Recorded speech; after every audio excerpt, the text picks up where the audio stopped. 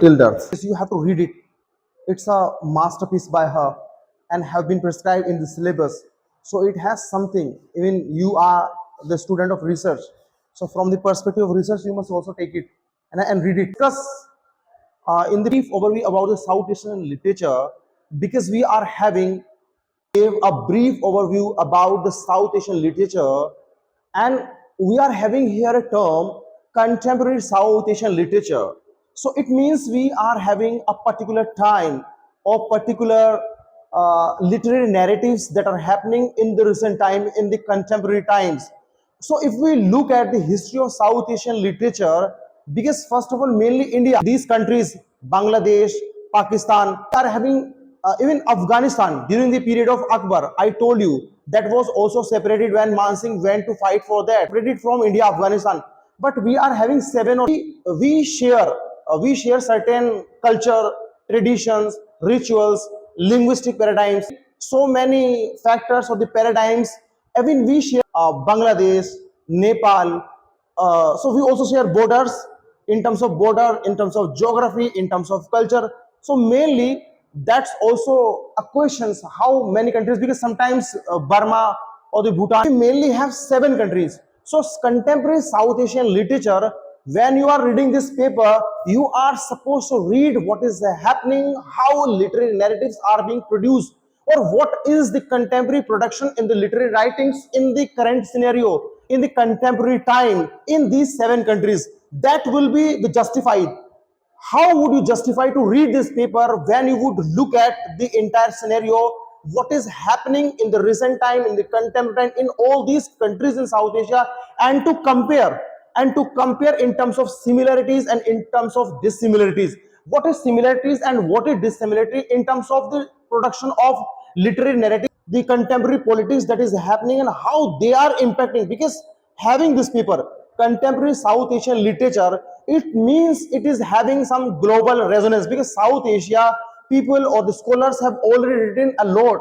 Research scholars or the theorists, cultural theorists mainly, have written a lot on contemporary South Asian literature. And I gave the example in the last class, Edward Said.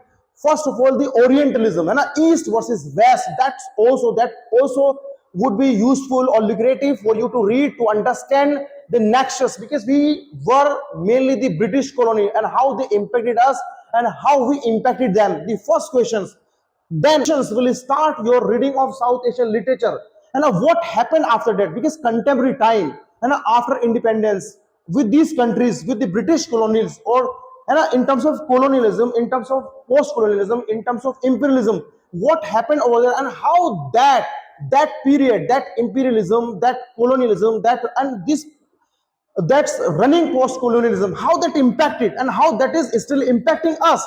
That's the questions, and that must be raised. While these questions must be raised, how narratives are being developed and how narratives had been developed. This is the questions: how narratives on South Asia or the South Asian, how the first question is how South Asian writers, the writers who are from South Asia, how they are developing the narratives, and how those who are not South Asian and are developing or develop the narratives on South Asia. These are the two questions, and that would be a touchstone. Here you would get a touchstone that will bring the essence, that will give you an understanding of, we are having a coin but have two sides. So which sides, how you analyze, to look at the both sides, how these South Asian writers, those we have been reading this time in the paper, how they are developing their narratives. And another questions which is beyond this paper, that is more critical, that is more engaging, that will make your study, your understanding more critical, more relevant, more lucrative. And how others, means those who are not South Asian, because South Asian writers, as we are having multiple narratives or multiple writers, the writers having different kinds of narratives. Diaspora, she is diasporic, she is, then we said we can have a critical understanding, critical debate, critical discussion. And you should also have questions, in your mind after reading that, the novels or the text we are having in our syllabus. and the class must be interactive. This class must based on debate. Then I will get the feedback what you are receiving, how you are receiving. You must questions me, you must argue, है ना? So these are the two important questions. Number one, how these South Asian writers, है ना, you can understand, you would be having, you must be having in your mind when you would be reading this paper, you would be having in your mind that how these, this question, how these South Asian writers are developing, how these South Asian writers are proliferating their narratives on South Asia and South Asian identities. Number one question. It's a huge canvas. After reading the entire paper, you would argue these questions. And this question is based on the entire paper. Number one, how these South Asian writers are developing the narratives in the current cosmopolitan global multicultural world. Why I am using these terms? Because they are global, they are multicultural. And they are multicultural, they are global, because they are not writing in South Asia only. They are South Asian, but some of them have migrated. Like this, Manjushri Thapa, she is Nepalese born Canadian. So she lived over there. She observed. She is Nepalese born Canadian. Manjushri Thapa is a Nepalese, means Nepali or Nepalese, Nepali born Canadian writer. She lived over there. So she is having two universe. Because South Asia, even I discussed in the last class Gujarati literature, Tamil literature, Telugu literature, Malayalam literature, Kashmiri literature, Hindi literature. Because Kabir, Tulsi, Jaisi, it's not possible for you to read all these that I am suggesting, but you must at least have an idea, a rough idea in your mind. How even only in India, the writers who were born in Punjab and they migrated to England, they migrated to Canada, they migrated to America. There are many writers. Even there is a writer, I think you would have heard or you might have read in sixth semester, in fifth semester, Meera Syal. I think, have you read that? Meera Syal. She wrote a book, Anita and Me. She taught South Asian literature, the narratives she developed. She is also developed on the South Asian identities, South Asian culture. And then she was born in Britain, but she is having in her family, searching the home, Zumpa Lahiri, you would have read, unaccustomed earth, and a namesake. She is also diasporic, three identities, and she is also South Asian, but she is not here in the syllabus. But you are supposed to read that to justify the term contemporary time, and then you question them. How? Question? Any question? So the second question, second very, very important, very critical question. Whenever you read this paper, you must keep this question in your mind. Then your understanding would be very critical, very lucrative, very fruitful, very relevant, and very judicious. Number one, these questions: how these South Asian writers, those who are South Asian, how these writers have developed the narratives. This is the larger question. And the second question is how the writers who are not South Asian and how they are developing and how they are looking and how they are perceiving and how they are seeing the South Asian in their narratives. Write down this question. And whenever you read these two are the fundamental questions to proliferate, to enhance your critical understanding, or as you are the student of research. So you must question. These two questions must be triggered by you while you would be reading South Asian. These are the larger questions. And these two are the larger questions that question the entire discourses that are being developed on South Asia or South Asian literature. So these two questions you must keep in your mind. Then the first questions, how South Asian or South Asians have developed the narratives. We are having these writers, those we are in our syllabus, like Manjushri Thapa. And being South Asian, they are having dual identity. They are having mixed identities. First question must be on identity. Write down. The first question must be on identity. And identity is about culture, or culture is about identity.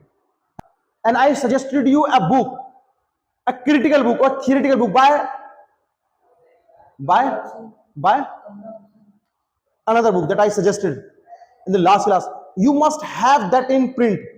The hard copy, you must get it. That is the Bible for reading South Asian literature. Very important book. And it's wonderful, amazingly written book. I love that book. It is by The Location of Culture by Homi K. Bhabha. You would be reading, while you have been reading South Asian literature, you must read this book. You must begin with this book. On the one side, you have been reading these literary texts, and on the other hand, you must read The Location of Culture. You must begin theory with this book. Then you will realize after, or when you will be in master, that what I suggested you, it's very simple. And Bhabha is also Indian born. He born in Bombay and migrated to Britain. He's also multicultural. He would let you know the dimensions of identity, and the hybridity. You know, the hybridity, the concept of hybridity, and she would discuss here, and she's exploring here. You are so late. These are the narratives that have been developed and being developed in terms, because it's a huge canvas. South Asia is a huge canvas, and once Macaulay wrote, these are the aspects, these are the nuances, these are the discourse development that made, or that made South Asian literature resonant across the world, and it has a global resonance. Even we are having Booker Prize right now recently, and the best example is that is not in your syllabus. She's not in your syllabus, but you must read, because contemporary South Asian literature, the Banu Mushtaq, and she got Booker Prize. Even that is a translated work. That's not mainly written in English. Yeah, Kannada. That was written in Kannada first of all, and the main thing is, then you can question her. That book got Man Booker Prize in this year 2025, and just 12 short stories, and they all are based on man-women relationship and the South Asian narratives. And why that book was given Booker Prize? If you are having the critical understanding and global politics, if you know even just deep political nuances, why she was given the Booker Prize? Even 12 short story collection, the Heart Lamp. You would have heard Heart Lamp, and she's everywhere. Every time I just saw her on Google or everywhere, she received this award, that award. These people have called her to give lectures. She's giving lectures. Her development as a writer, and she is an advocate, but she did not talk about Indian Constitution in her writing. Nothing about Indian Constitution. She complains the society. She is questioning the patriarchy. Same here, same issues, but the location is different. That is what the location of culture. Come the question, critical reading. First of all, understand the location and culture. The Location of Culture by Homi K. Bhabha, that would let you know how to understand culture, and what is culture, what is the paradigms of culture, and how culture impact identity, and how identity is impacted by culture, and how history plays significant role, and how that impact the history, identity, and culture. History, identity, culture, and politics. These are the four key terms while you would be reading South Asian literature, because South Asia, multiple politics. In Sri Lanka, you have been observing, you have been looking what is happening over there, and in Bangladesh and in Nepal what is happening. Then how the political, or the politics is changing, how politics, or in Bangladesh or in Pakistan, now even South Asia. I'm just making you navigate in the ocean of South Asia, and just to navigate in this huge universe. It's a universe. Why British people were writing about India, and even in Rape of the Lock we are having a reference of India. We are having the Ganges here. Even in Shakespeare, in about the Mughal Empire a bit. Even in Dr. Foster, these people, even these British people, those who were colonizing us, why they were writing about us. So you are lucky having this paper at this time with you. South Asia, the multifarious cultures. Even in India, many literatures, many narratives. It's unending narratives. We are having read Hindi literature, then you will find a different universe. So much devotions over there, devotional bhakti, है ना, पूजा, आराधना, प्रेम, tapasya. And then she would talk about gender. She's talking about even same thing is happening here in India. तुम बानू मुश्ताक के अंदर find in Neel Mukherjee, you can find in Meera Syal, Lahiri, Eunice D'Souza, Sujata Bhatt, Charmayne D'Souza, Meena Alexander, है ना. There are many writers. You would find the narratives are based on gender, mainly by women, है ना. And they talk about question patriarchy, dismantling the patriarchy, and questions the male supremacy, and then create a space for themselves. That is what the main question, influenced by Virginia Woolf, A Room of One's Own. A room, I think they all have read that rich legacy of feminist writers influenced by, and she is somewhere or the other, or Banu Mushtaq, somewhere or the other inspired by Simone de Beauvoir, The Second Sex. Have you heard about that? I think Simone de Beauvoir, The Second Sex, but not by Mary Wollstonecraft Shelley, not in that tradition. Virginia Woolf, A Room of One's Own. They are writing for them. He is Sri Lankan Canadian. He is also diasporic writer. Kiran Desai, Manju Thapa. अच्छा Kaya. Two male and two female. Comparative study, you know, comparison. You could compare, you can understand the psychology of two in different contexts. That will also make your study more extensive, fruitful, enriching, or critical. If you have that grip over the subject, you are supposed to read each and every nerve of the text, each and every nerve to get the better fish. Then you would be your reading would be different. Your reading would be very critical and very fruitful. That's also good that you are having two male and two female. First of all, read female writers and then read male writers and compare their argument or their narratives. Because male, you could have your own understanding being a male, being a female, your understanding would be different. Then question it, compare it. So these writers, when you would be reading these writers, these female writers or the male writers, you are also supposed to read the, like Kamala Basin, we are having in the syllabus, but we have to read some others, those who have been writing in the recent time, like Pepori Bohra. She's from Northeast, Pepori Bohra, a theoretical writer. Have you heard the name? Pepori Bohra. You are supposed, those who are developing their ideological, those who are ideologically producing the theories or the literature, ideology plus literature, to mix them up and to analyze any text from any ideological production. Michel Barrett's article, you know the title, Michel Barrett. You would have read. You didn't read Michel Barrett, Ideology and Cultural Production of Gender. Must be read by you. Write it down. Ideology and Cultural Production of Gender by Michel Barrett. By Michel Barrett. Classical articles on gender. There are many things, but I would just suggest you step by step, each and everything. This article must be read by you in this week. Ideology and Cultural Production of Gender, and you can have, through Google, you can access it through Google. Ideology and Cultural Production of Gender, how gender, the narratives on gender are produced. Then you read this book, you read the texts that are prescribed in your syllabus. Then you will question each line. You would argue each line, and also read Banu Mushtaq, because she is contemporary. Though we are not having her in the syllabus, but you are supposed to read that and to compare. That will be a very fruitful understanding or reading if you compare her with Manjushree Thapa, Banu Mushtaq, and she wrote love stories. It's very wonderful. Even will make you change. She'll make your perception change. ऊपर से सही चलती आई, लेकिन last के paragraph में एकदम आपको जो है, you will just think about her, how she randomly changes the narrative, एकदम narrative लास्ट में बिल्कुल आते आते बिल्कुल सब कुछ बदल जाएगा, जैसे वीरू और जय एक ही the same side of the coin, both sides were the same, कि आगे तू निकल गया पीछे छोड़ के, वो उसको पता ही नहीं था what is the reality.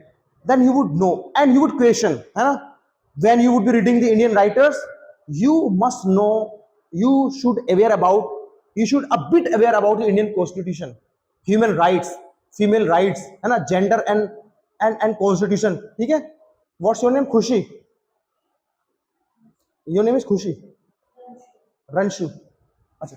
You must aware a bit about, है ना, when you would be reading the Indian writers in terms of gender or in terms of female narratives, you must a bit aware about Indian constitution. What are the rights over there? And Banu Mushtaq being an advocate, but did not talk about Indian constitution. Even women are having the power of constitution. They are having rights. Now everything you are observing in the society, they can have their rights, and they can take legal action if she is being dominated or exploited or discriminated by a husband or male partner, and a husband, boyfriend, friend, because these three are, I mean, we are having the boyfriend in the narratives, and they talk about a bit about Indian constitution, that we are having these rights, and constitutional study of women identity. This must be the correct aspect. No one would be able to reach this point.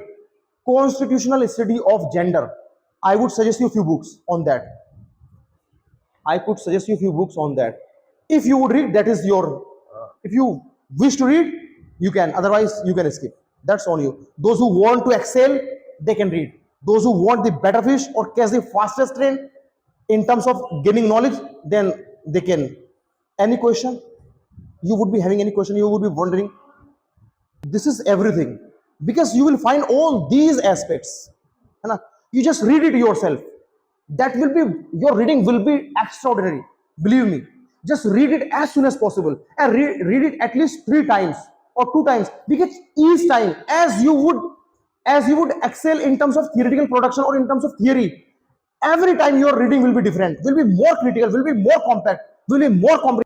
South Asia is a capital for the